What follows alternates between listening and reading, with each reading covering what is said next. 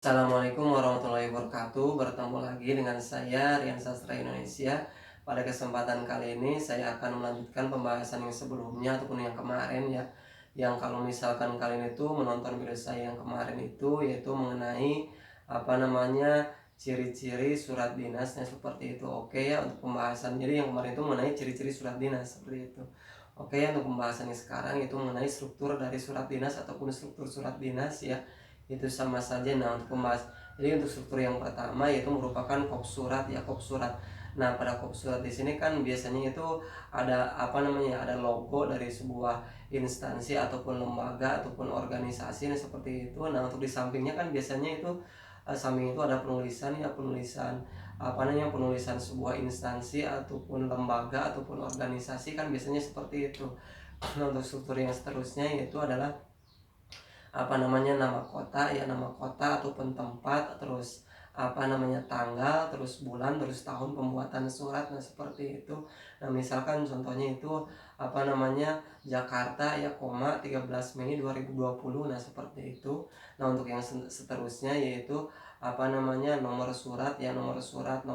Nah untuk yang struktur yang seterusnya yaitu adalah lampiran ya. Nah pada penulisan lampiran di sini biasanya itu ada juga yang dicantumkan, ada juga yang tidak ya, sesuai dengan kebutuhan ataupun keperluan. Ya kalau misalkan yang ada lampirannya tidak ada lampirannya, misalkan dalam tulisan biasanya contohnya seperti ini.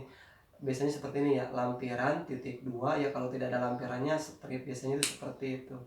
Nah untuk struktur yang seterusnya yaitu adalah perihal ataupun hal ya. Nah untuk yang seterusnya yaitu nama penerima surat ya, nama penerima. Struktur yang seterusnya itu nama penerima surat ya. Nah misalkan contohnya kepada yang terhormat siapa. Nah misalkan contohnya seperti itu. Nah untuk yang seterusnya itu adalah alamat penerima surat. Nah misalkan contohnya di Bekasi. Nah seperti itu contohnya. Nah untuk yang struktur yang seterusnya yaitu adalah bagian salam pembuka yang misalkan contohnya yaitu Assalamualaikum warahmatullahi wabarakatuh. Nah untuk yang seterusnya yaitu struktur yang seterusnya yaitu adalah bagian isi surat ya. Nah untuk struktur yang seterusnya itu adalah bagian ya, salam salam penutup, bagian salam penutup. Nah misalkan contohnya wassalamualaikum warahmatullahi wabarakatuh. Nah untuk struktur yang seterusnya yaitu pihak yang memperkuat surat ya, pihak yang memperkuat surat. Nah misalkan contohnya kepala sekolah apa. Nah seperti itu. Biasanya itu penulisannya itu sebelum tanda tangan ya, sebelum tanda tangan kan.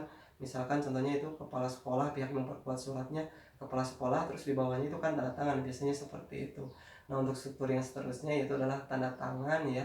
Nah untuk struktur yang seterusnya yaitu adalah nama pengirim surat ya, nama pengirim surat. Biasanya itu dalam tulisan itu di bawah tanda tangan. Misalkan nama pengirim suratnya siapa, nah tuliskan itu di bawah tanda tangan, biasanya kan itu seperti itu. Nah untuk struktur yang seterusnya itu adalah tembusan ya. Nah tembusan itu merupakan ya orang ataupun pihak lainnya ya, yang yang menerima surat ya, atau menerima isi surat atau menerima surat ya, menerima surat selain ya orang ataupun pihak ya, selain ataupun orang ataupun selain orang ataupun pihak ya, pihak yang menjadi tujuan dari si pembuatan surat tersebut yang dibuat ya, seperti itu. Misalkan contohnya seperti ini, di sebuah di sebuah organisasi ya, bukan sebuah organisasi, OSIS ya, OSIS akan menyelenggarakan sebuah kegiatan ya, yang akan diselenggarakan di sekolah.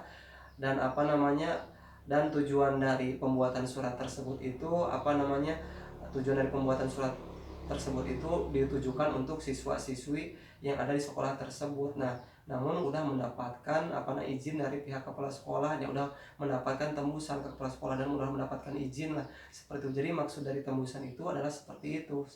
Nah jadi dalam penulisannya itu biasanya itu di samping kiri ya, bawah setelah penulisan penulisan nama pengirim surat. Nah kan biasanya itu nama pengirim surat, misalkan contohnya di sebelah sini ya, di sebelah kanan ya.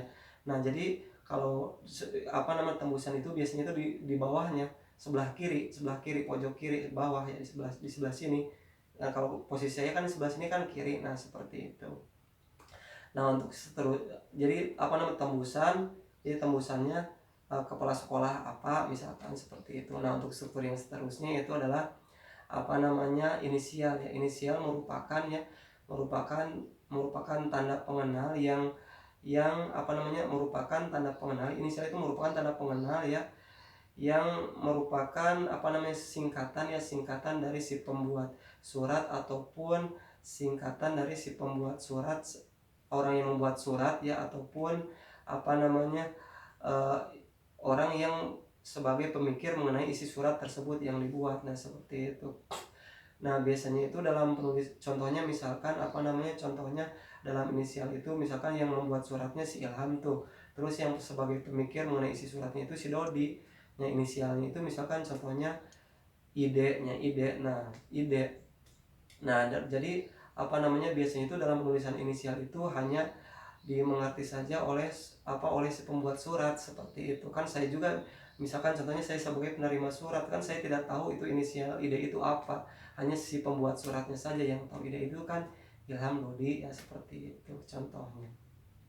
Terus dalam penulisannya juga itu di bawah ya, samping kiri bawah ya, setelah penulisan tembusan seperti itu, pojok kiri setelah penulisan tembusan ya, bawahnya. Nah, jadi misalkan inisialnya ide kan Ilham Dodi kan seperti itu. Nah, jadi untuk dalam tembusan ya, dalam tembusan dan inisial itu penulisannya itu disesuaikan dengan kebutuhan ataupun keperluan. Nah, jadi seperti itu. Oke ya, terima kasih telah menonton channel saya ini. Semoga bermanfaat. Jangan lupa like dan share channel saya ini, dan jangan lupa subscribe channel saya ini untuk mendukung ataupun memotivasi saya dalam membuat konten-konten pembelajaran bahasa Indonesia ya, khususnya pada kesempatan kali ini itu pembelajaran bahasa Indonesia untuk kelas 7 SMP. Nah, untuk pembahasan yang selanjutnya nanti saya akan cantumkan linknya di deskripsi. Oke ya, saya terima kasih. Saya akhiri. Wassalamualaikum warahmatullahi wabarakatuh. Terima kasih.